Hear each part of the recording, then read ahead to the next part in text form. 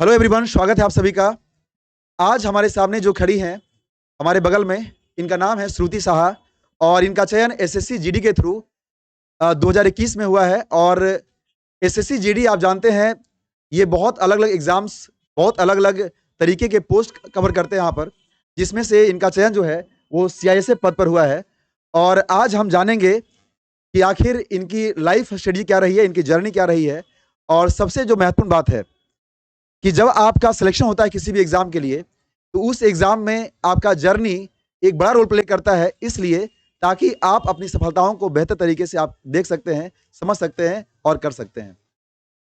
तो आज इनके लाइफ जर्नी को हम जानने की कोशिश करेंगे, साथ ही साथ ये भी समझने की कोशिश करेंगे कि आखिर इनके पढ़ाई में किस तरीके से हर लोगों का सहयोग के साथ-साथ इनका खुद का मेहनत रहा है। और सबसे बड़ी बात, सही गाइडेंस के साथ-साथ सही किताबों का, सही कंटेंट का चयन करते हुए और संघर्षों में अपने आप को मोटिवेट रखते हुए किस तरीके से सफल हो पाई हैं। आगे बढ़ने से पहले मैं इनके बारे में छोटा-सा ब्रीफ आपको जानकारी दे देता हूँ। ये आपने तो देखा कि ये सफलता का एक आधार है, माध्यम है। इससे पहले ये एनसीसी भी कर चुकी हैं और ये national level volleyball sorry badminton खेल चुकी हैं। और इनका कई ऐसा रहा है जहाँ पर ये नेशनल स्टेट लेवल पर खेली हैं, प्लेयर भी रह चुकी हैं। सबसे इम्पोर्टेंट बात यहाँ से मैं ये आपके लिए एक मैसेज है आपके लिए कि इतने सारी ज़िम्मेदारियों को सँभालते हुए, इतने सारी चीज़ों को करते हुए भी ये सबसे फर्स्ट टाइम में, मतलब आप ये कहें कि ग्रेजुएशन पास करते ही सिलेक्शन लेना, ये अपने आप में बड़ी बात है। तो आइए जानने और समझने की कोशिश करते हैं कि इनका लाइफ स्ट्रगल कैसा रहा है। तो सबसे पहले श्रुति साहा, आपका बहुत-बहुत स्वागत है।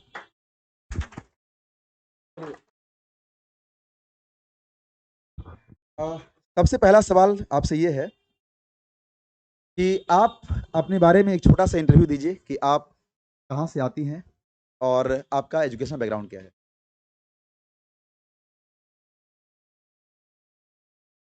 डिस्ट्रिक्ट शुरुआती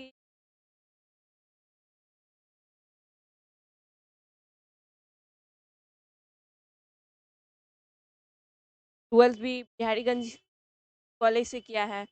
12th में मैंने डिस्ट्रिक्ट से एजुकेशन किया, उसके बाद फिर मैंने ग्रेजुएशन के लिए पटना आई। वहाँ पर मैंने 15 से 20 बहुत चीज़ किया, जैसे कि मुझे खेल के आगे बढ़ाया, साथ ही साथ ज्वाइन किए।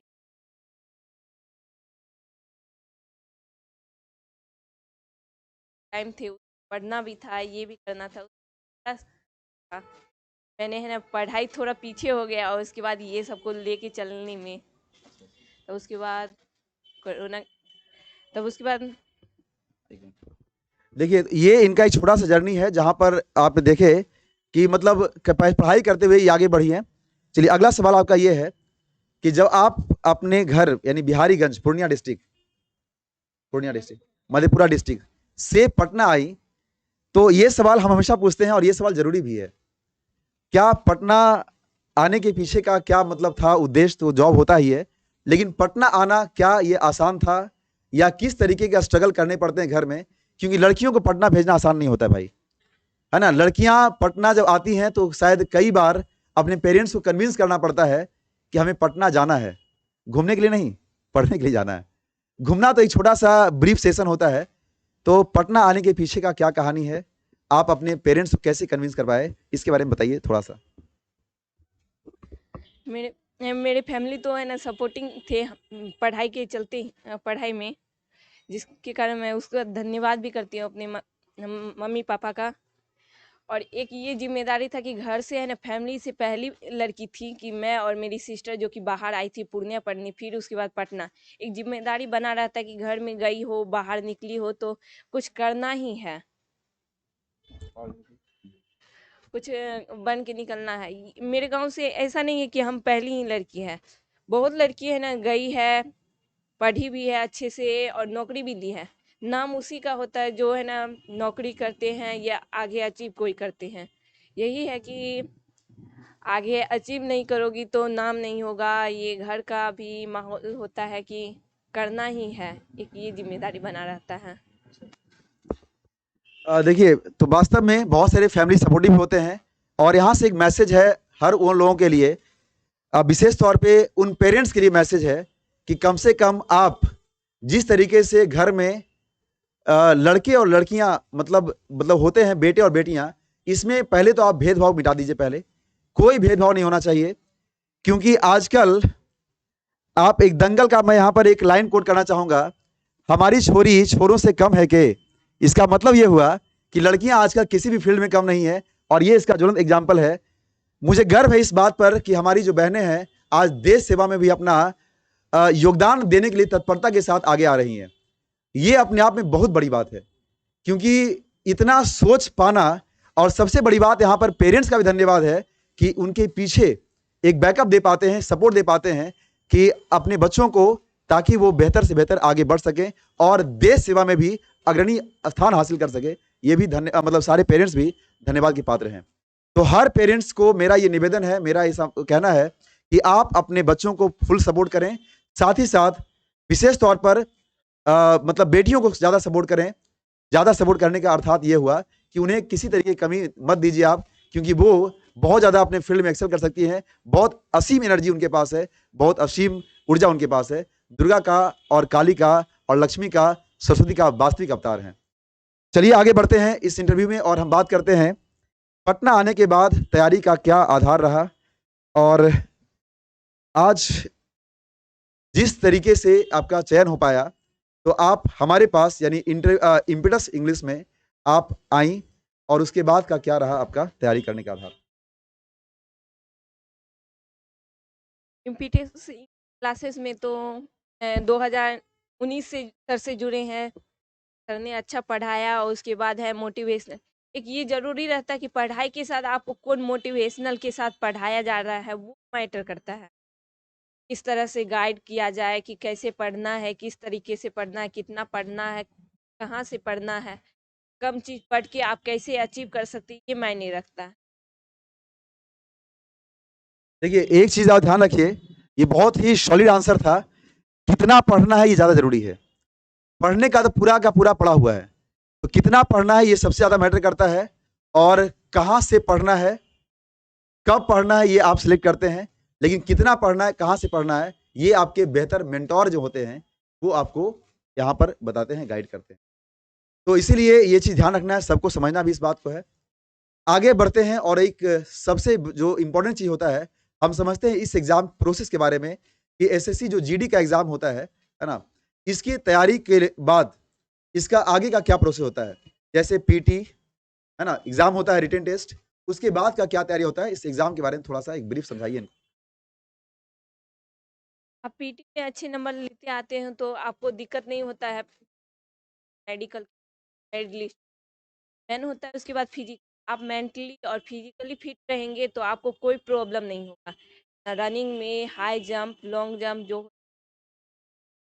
में तो रनिंग है, बॉयज़ के लिए है 5 किलोमीटर रनिंग, गर्ल्स के लिए 1600 मीटर 8.5 मिनट। कोई ज़्यादा नहीं है कि आपको टाइम के लिए, सिर्फ अपने है ना फिट रहिए, आराम से हो जाएगा, कोई प्रॉब्लम नहीं। उसके बाद आप मेंटली और फिजिक रहेंगे तो आपका मेडिकल में भी कोई इशू की बात नहीं है। आप में निर्भर रहिए कि है ना, विश्वास रखिए कि आपका हो ही जाएगा। मेडिकल का क्या होता है क्राइटेरिया? चूँकि ज़्यादातर लोगों का डिमांड आता है मेडिकल, है ना? मेडिकल में आखिर क्या प्रोसीजर होता है? क्या उसमें डर रहता है? क्योंकि बहुत से लोगों का ये डर है, तो इस डर को मुझे लगता है अगर आप इसको बताएँगे तो ज़्यादा बेहतर से लोग समझ पाएँगे। मेडिकल में क्या इश्यू हो सकता है? एक इशू आई विजन का, और नी का है, नी फोल्ट होता है जिसमें कि मैं भी आई थी मेडिकल, हमको भी लगा था, फिर उसका क्लियर हो गया। और एक हैंड का होता है, ज़्यादा इशू रहता है, जो कि एल्बो चेक होता है, एंगल चेक किया जाता है, उसमें निकल, और नी फोल्ट और आई विजन में। और बाकी जो नॉर्मली है वो आप कर ही दी। तो आपने ये देखा कि मेडिकल का जो प्रोसेस होता है, ये मैं फिर से रिपीट करना चाहूँगा कि 3 चीज़ें ज़्यादा आपको मैटर करते हैं वहाँ पे लोग। एक आई साइट, आई विज़न, दूसरा आपका एल्बो, और तीसरा आपका फुट, ठीक है ना? तो इसको बहुत ही ध्यान से समझ कर के काम करना है, क्योंकि आगे भी अभी एसएससी जीडी के बहुत सारे लोग तैयारी कर रहे हैं, और वहाँ पर आपको ये सारी समस्याओं का सामना ना करना पड़े, इसके लिए आप लोग तत्परता के साथ काम करते रहिएगा, ठीक है? चलिए अब एक आखिरी सवाल है बहुत जल्द ये ज्वाइनिंग पर जाने वाली हैं और ज्वाइनिंग करने के दरमियान देश सेवा के लिए लड़कियों का आगे आना ये बड़ा संदेश तो है।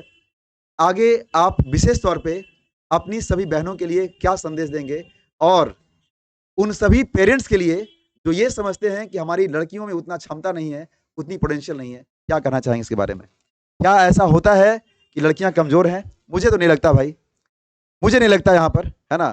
तो क्या है उन पेरेंट्स के लिए मैसेज और उन बच्चों के लिए क्या मैसेज है आगे को लेके? मेरा एक सपना था कि बचपन से कि हम देश सेवा करूं, आर्मी में जाने का, बट उस टाइम सपोर्ट नहीं मिला कि है ना गर्ल्स को है ना आगे।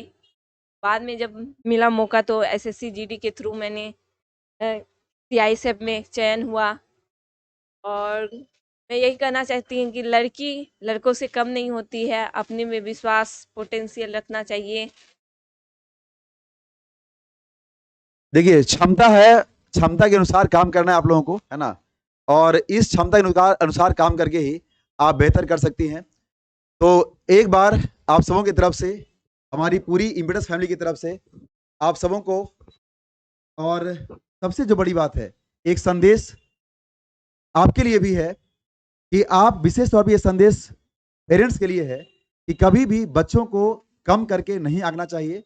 आप विशेष तौर पे बालिकाओं को, मतलब बेटियों को, हमेशा आप उड़ने के लिए जितना शक्ति दे सकते हैं दीजिए आप, क्योंकि वो आसमान में उड़ने के लिए तत्परता के साथ तैयार रहती हैं, लेकिन उनके पंख कुतर दिए जाते हैं समाज के कुछ जो बने बनाए पहले से कुरीतियां हैं उसकी वजह से। यहाँ पर माँ बाप का रोल होता है कि उसे आप एक नया आयाम दें, नया भारत बनाए, नई सोच के साथ हम लोग आगे बढ़ें। तो चलिए फिर से पूरे इम्पेडस परिवार की ओर से, आप सभी की ओर से, हमारी ओर से श्रुति साहू को बहुत बहुत बधाई, धन्यवाद। उम्मीद है कि आगे हम लोग और बेहतर करेंगे और आप सभी लोग चयन होकर के आप अपने देश का नाम, अपने समाज का नाम, अपने माँ बाप का रोशन करेंगे। बहुत बहुत धन्यवाद।